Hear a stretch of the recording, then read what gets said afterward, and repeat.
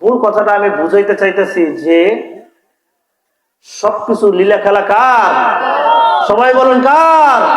লিল্লাহে তাকবীর। হযরতে বড় পীর আব্দুল কাদের জিলানী রাহমাতুল্লাহ আলাইহির একটা উদাহরণ দিব, দিয়ে মরহুম মাওলানা আব্দুল আলী খান রাহমাতুল্লাহ আলাইহি, যিনি আমার দাদাজি, ওনার লাশটা কিভাবে পাওয়া গেল, উনি কি কোন তরিকার লোক ছিল, কি ছিল, এটা জানা দরকার আছে কিনা? আমরা যে এত ডিভাইডেড হই, এই জন্য একটা উদাহরণ দিতে চাই, ডিভাইডেড হওয়া যাইব না। সে কোন তরিকার হাতে হাত দেয় নাই, কোন পীরের হাতে যাইয়া বায়াত গ্রহণ করেন নাই। কলিকাতায় দাওরায় হাদিস পাশ করে আসার পরে কোরআনকে এত পরিমাণ কোরআন পড়েছে, কোরআনের আয়াতগুলো যখন পড়তেন চোখের পানি ঝরঝর করে চোখের পানিগুলো ছেড়ে দিয়ে কান্না করা শুরু করতেন আর বলতেন, এই কোরআনের আয়াতগুলোর মধ্যে জান্নাতের ঘ্রাণ পাওয়া যাইতেছে। আমি মনে হয় মরহুম মাওলানা আব্দুল আলী জান্নাতি হয়ে যাইলে এই নিয়ামত গুলো আমি পেয়ে যাব। বলুন না সুবহানাল্লাহ। আবার রাতের গণীন অন্ধকার তাহাজ্জুদের নামাজ দাদাজি যখন পড়তেন, পড়ে কানে ধরে উঠবস করে বারবার উঠবস করা হতো, জিজ্ঞাসা করা হতো, দাদাজি আপনি উঠবস কেন করেন? কয় আমি আল্লাহর কাছে আমার গুনাহের জন্য মাফ চাই। এইভাবে করে করে তারা আমল গুলো করেছে, আমল করে হকের পথে চলে দুনিয়া থেকে চির বিদায় নিয়ে কবরবাসী হয়েছে। কবরের মাটি আল্লাহ রাব্বুল আলামিন এই আল্লাহ ওয়ালাদের সম্পর্কে আয়াত নাযিল করলেন, আলা ইন্না আউলিয়া আল্লাহি লা খাউফুন আলাইহিম ওয়ালা হুম ইয়াহজানুন। বলেন আল্লাহু আকবার। আমার বন্ধু, এদেরকে এরা আমার বন্ধু ছিল, এরা আমার বন্ধু, এদের সাথে মাটি বেয়াদবি করো না। মাটি এমন ভাবে রয়েছে কাপড়ও তাকে স্পর্শ করছে না।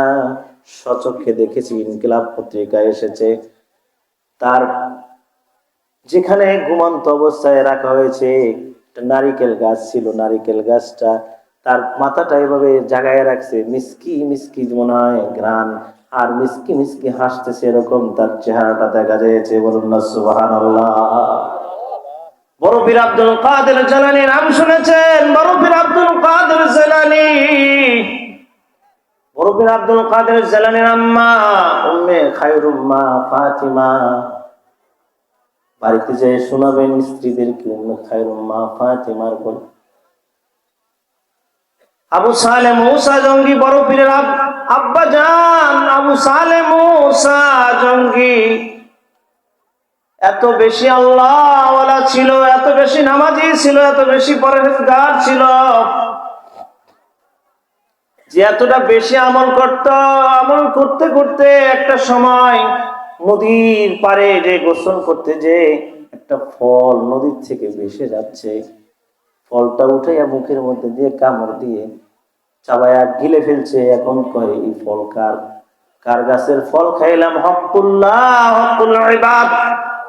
জমিনের মধ্যে যখন গাছ লাগায় আয় দেয়, আমাদের দেশে কয় এরকম দিয়ে দেয়, লাইন সোজা করে, গুছি একজনের মধ্যে আর একজনের ফুটতে বুঝতে এক গুছি বেশি খাবো, বেশি খায় না, এরকম জায়গার আইল ঠেলে না, পুরো মরানোর সময় আইল ঠেলতে থাকে। হাজি সাহেব ওয়াজ করে আইল ঠেলে। তো বড় পীর আব্দুল কাদের জিলানী রাহমাতুল্লাহ আলাইহি নদীতে সাঁতার কাটতে কাটতে সেই গাছের বাড়ি, যে বাড়ি গাছ, বড় পীর আব্দুল কাদের জিলানী রাহমাতুল্লাহ আলাইহি হাঁটতে হাঁটতে সেই নদীর পারে যেই বাড়িতে গাছটা, সেই বাড়ির নদীর পাড় থেকে উঠা বাড়িতে যে বলতেছেন, বাড়িতে আসসালামু আলাইকুম ইয়া হালাল ভাই। আবু সালেহ মুসা জঙ্গি, বড় পীরের আব্বা কে কথা বলেন? বড় পীরের আব্বা, কথা মুখস্থ রাখবেন নাহলে আবার ভুলে যাবেন তো। বড় পীরের আব্বা কে? বড় পীরের আব্বা আবু সালে মুসা জঙ্গি সেই বাড়ির ভিতরে ঢুকে সালাম দিলেন। সালাম দেওয়ার পরে, সালামের জবাব পাওয়ার পরে বলতেছে, যুবক তুমি কে? বলতেছেন আমি একটা ভুল করে আপনার বাড়িতে এসেছি। ভুলটা কি? আমি একটা ফল গোসল করতে নামছি, একটা ফল আপনার গাছের থেকে পানিতে পড়ছে, সেই ফলটা বাঁচতে বাঁচতে গেছে, সেই ফলটা আমি কামড় দিয়ে খাওয়ার কারণে আমি অপরাধী হয়ে গেছি। এই হকুল্লাহ আল্লাহ তাআলা বলছেন, বান্দার হক যদি কোনো মানুষ নষ্ট করে, যারা বিনা কারণে জেল খাটাইছে 8 বছর 10 বছর, হুদা জায়গায় মারছে, হুদা জায়গায় আমার আল্লামা দেলোয়ার হোসেন সাইদির মতো মানুষকে যারা বলছেন জেনাকার, যারা বলছেন ডাকাত, তাদের কি বিচার আল্লাহ করবেন না? ও ভাই, এই উদাহরণ দিতে চেয়েছি। যারা বিনা কারণে জেল খেটেছে, বিনা কারণে যারা মার খেয়েছে, আবু সালে মুসা জঙ্গি যখন বলতেছে আমি একটা অপরাধ করেছি, আপনার হক নষ্ট করেছি, বড় পীরের নানা চিন্তা ভাবনা করে চিন্তা করলেন যে এত আল্লাহওয়ালা যুবক পাওয়া যাবে না। আমার যেহেতু একটা সুতি সাধবী, আমার মেয়ে আছে উম্মে খায়রুম মা ফাতিমা, আমি তাহলে একটা টেকনিক খাড়ায়া তারে আমি বাড়িতে দেখি পরীক্ষা নিরীক্ষা করি যুবক কেমন। পরীক্ষা শুরু করে দিল। বলল যে হ্যাঁ ঠিক আছে, হকুল্লাহ, যেহেতু বান্দার হক নষ্ট করেছো তুমি, তোমার শাস্তি হবে। কি হবে? কথা বলেন। শাস্তি হবে। কি শাস্তি? যা দেন মেনে নেব। তারপর হক আপনার, আমি মাপ চেয়ে যেভাবে নেওয়া যায়।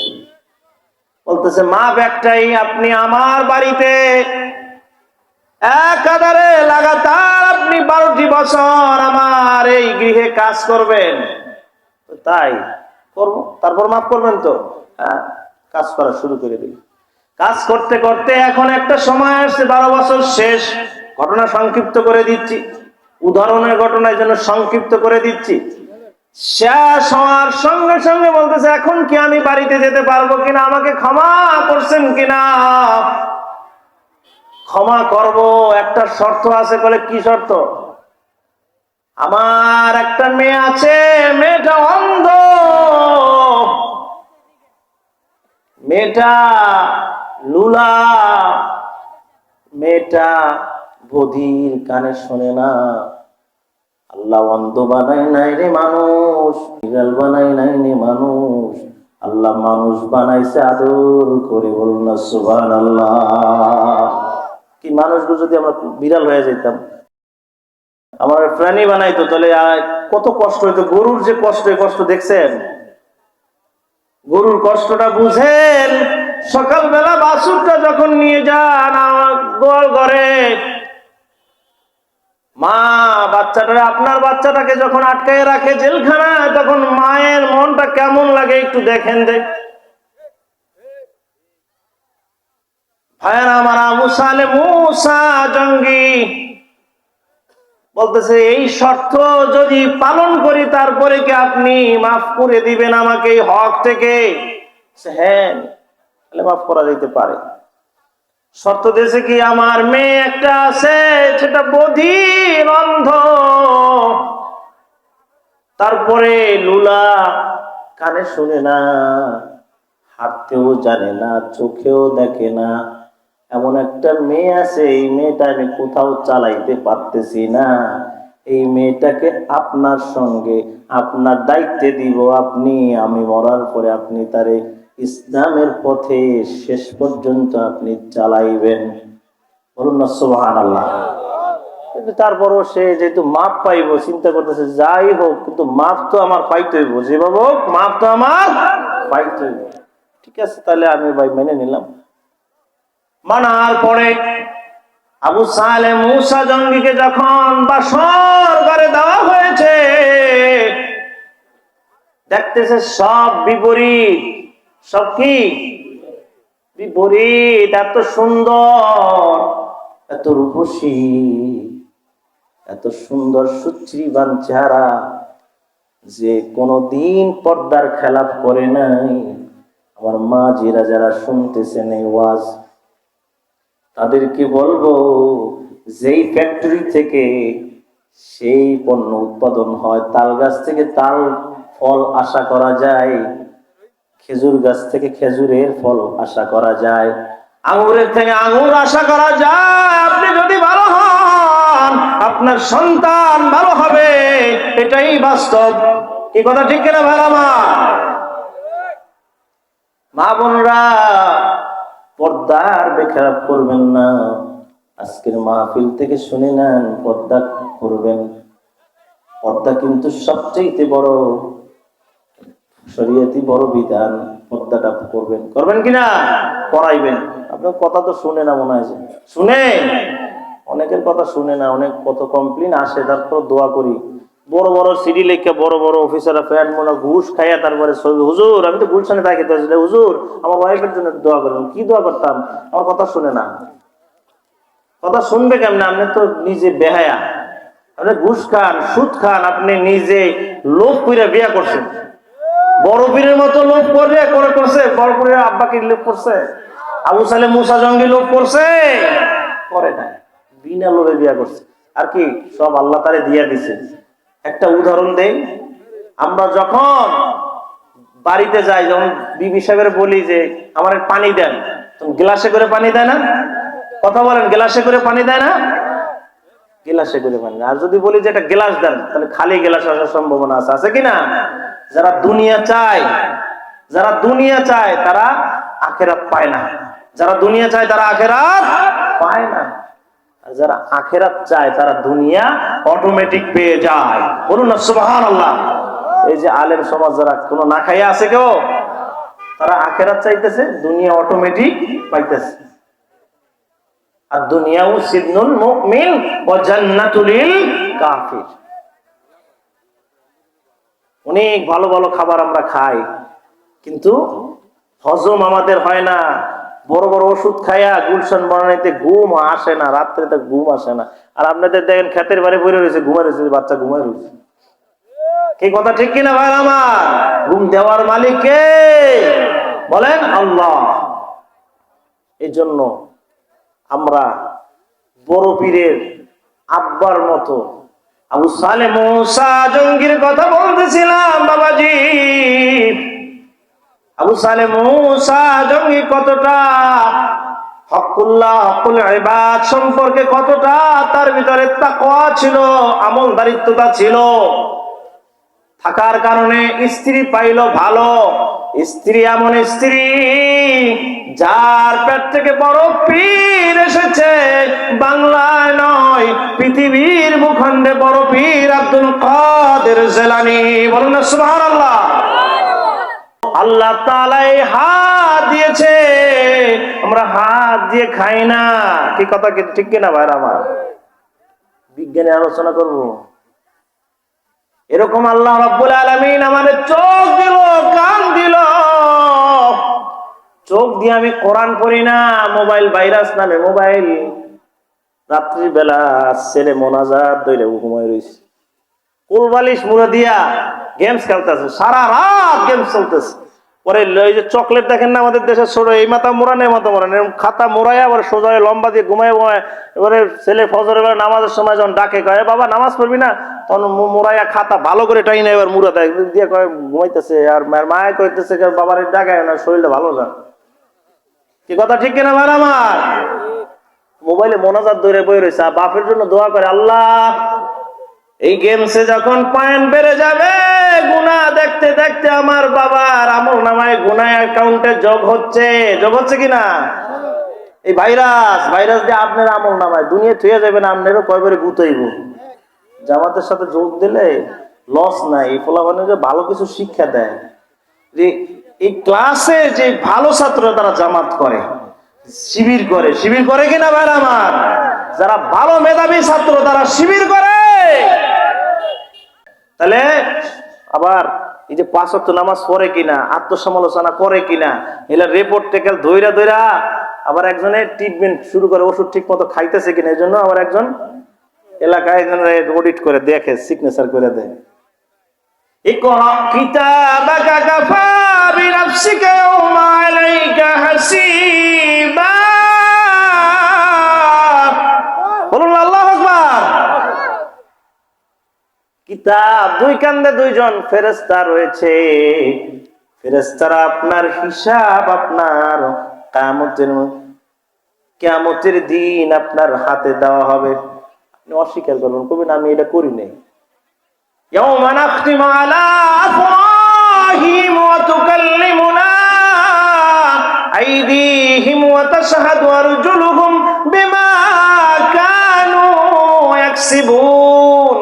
আমি করি নাই বলবে, হাতে বাইরে কইবে যে, আল্লাহ কইবে যে ভিডিওটা বাইর করো, ভিডিও গ্যালারিতে দেখাও, যত আকাম করছে সব আকামের লিস্ট ধরে ধরে টাইম সহকারে দেখায়া দাও। তাওবাতুন নাসুহা করবেন। আমি আপনাদের দুহাত উঁচু করে আল্লাহর কাছে দোয়া করে যাব, আমার এই মজলিসে আবার আসতে পারবো কিনা জানি না, আমার জীবনের শেষ মোনাজাত হতে পারে। কত আলেম এরকম মাহফিল করে যাওয়ার পথে ইন্তেকাল করেছে, কত মানুষ মাহফিল থেকে বাড়ির পথে ইন্তেকাল করেছেন, কত মানুষ পরের বছর মাহফিলে আসার সুযোগ আর পায় নাই। কথা ঠিক কিনা ভাই আমার? এই মাহফিলে আমরা দুটো চোখের পানি ছেড়ে দিয়ে আল্লাহর কাছে একটু দোয়া করব, আল্লাহ প্রতি বছর যেন এই যুবকরা, আমার সন্তানেরা যেন মাহফিলটা কায়েম রাখে। আমার মৃত্যুর পরে আমার কবর গুলোতে আমার নবী দোয়া হয়, আমার জন্য যেন একটু দোয়া করে ছেলেরা আমার। এই দোয়া করবো কিনা ভাইরা আমার? দোয়া করে যাবো ইনশাআল্লাহ।